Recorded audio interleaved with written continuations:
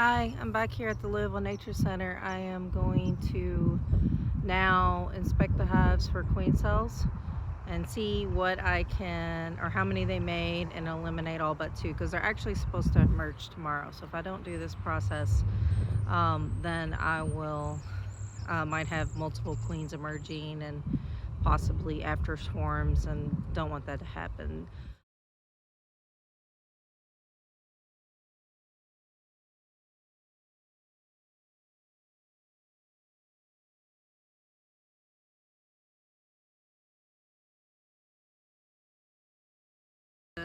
Always go ahead and fully prepare yourself with a bee suit, even if you don't think you need it. I'm one of those people that do swell a lot. If you don't swell a lot and you like the feeling of a sting, then go for it, but not me.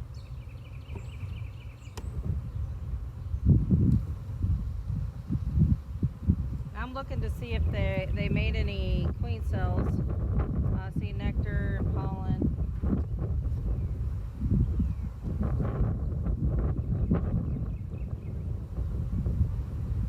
Oh, look at that. There we go. See the queen cells?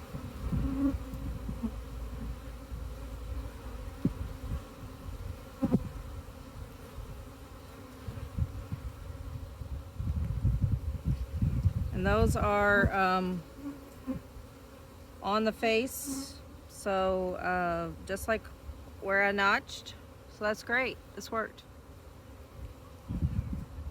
There's 1, 2, 3, 4 on this frame alone.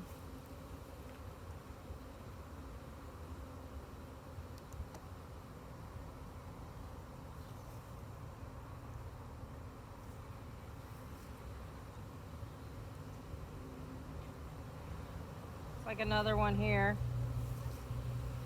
right on the face where we notched, and on the back as well. You can tell I notched because you see these little symbol that I put on there. I notched on both sides. There we go on the back. You can see it. So there's two right here on this frame. I'm gonna pick out the best looking queen cell there is, 2 of them, and leave those in here.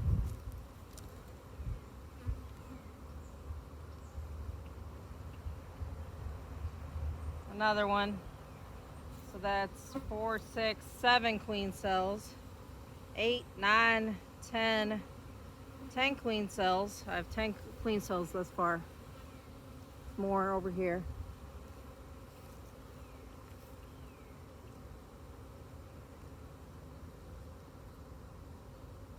Normally would smoke this hive, but they're not an aggressive hive, so luckily I'm all right. So out of that, those notching 3 frames, I got 10 queen cells.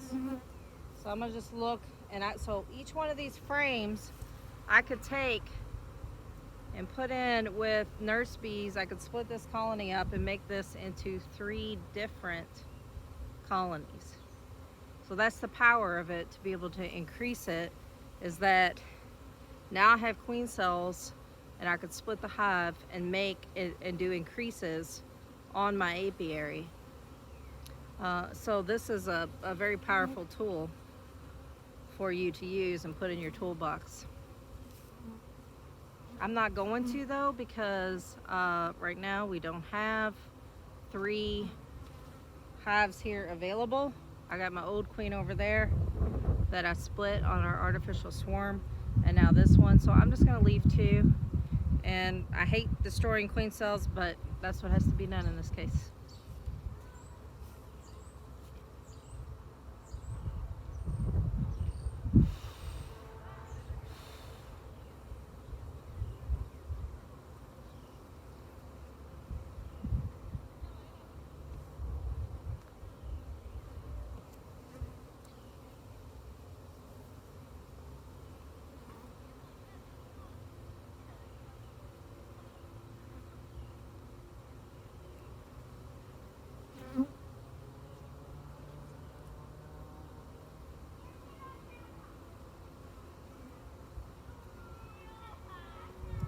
Just deciding on my favorite queen cells.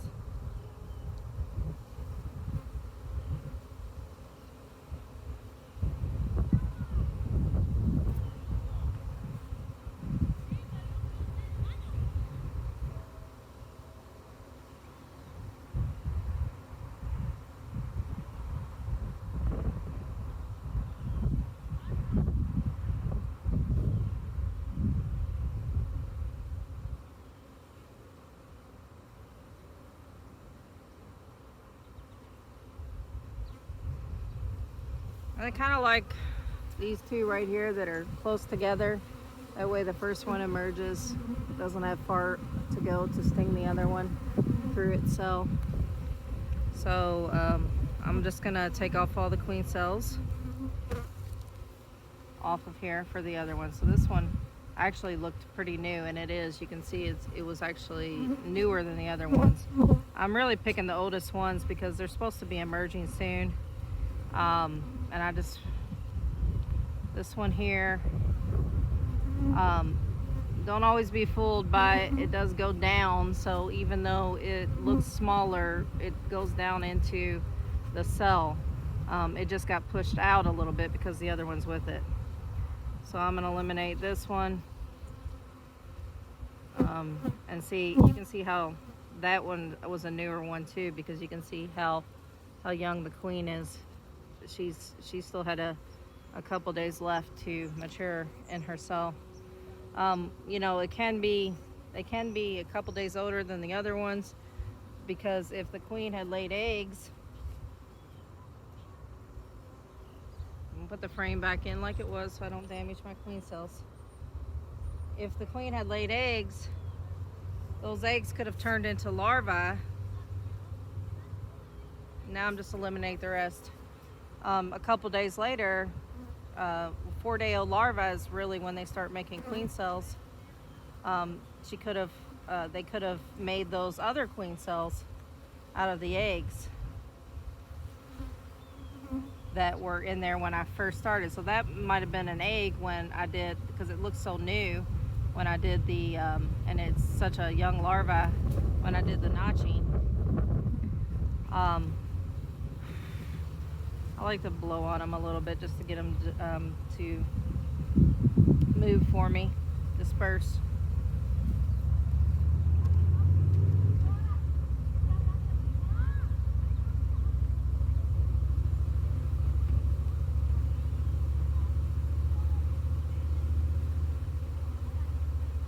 You can see here, this one looks like it was a little bit older. It's a darker color, less, looks like it only had like another day to go before it would have hatched.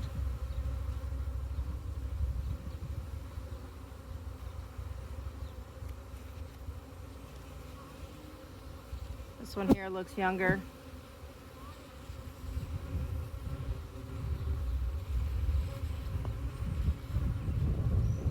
This one here looks older.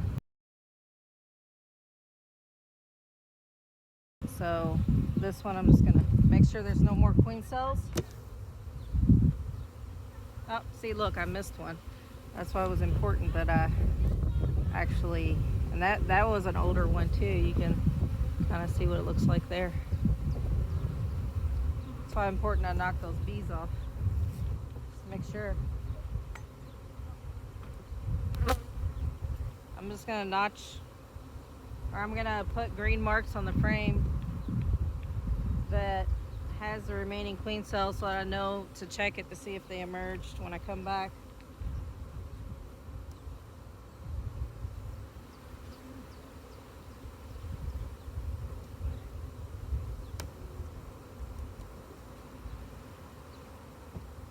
So it looks like we're good, and I can put this hive back together. They'll be happy about that.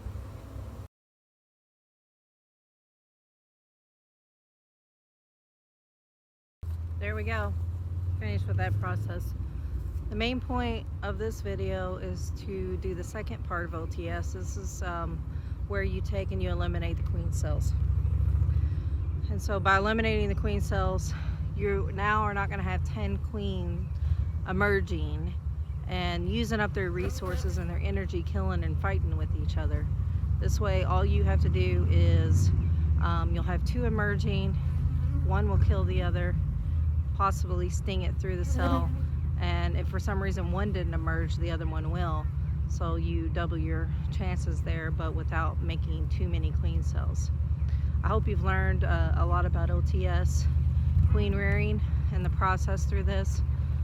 You can look up a lot of more information on www.mdasplitter.com. D as in dog. And that Mel Disselcohen, he's the one who wrote the book on it. His book is on there as well. And there's a lot of free resources without even buying the book. I'll be back again and after she is possibly laying eggs. So that would be about day 27 to see if this new virgin queen mated and came back successfully to the hive. Thank you, everyone. I'm Laura Augustine with the Kentuckiana Beekeepers Association.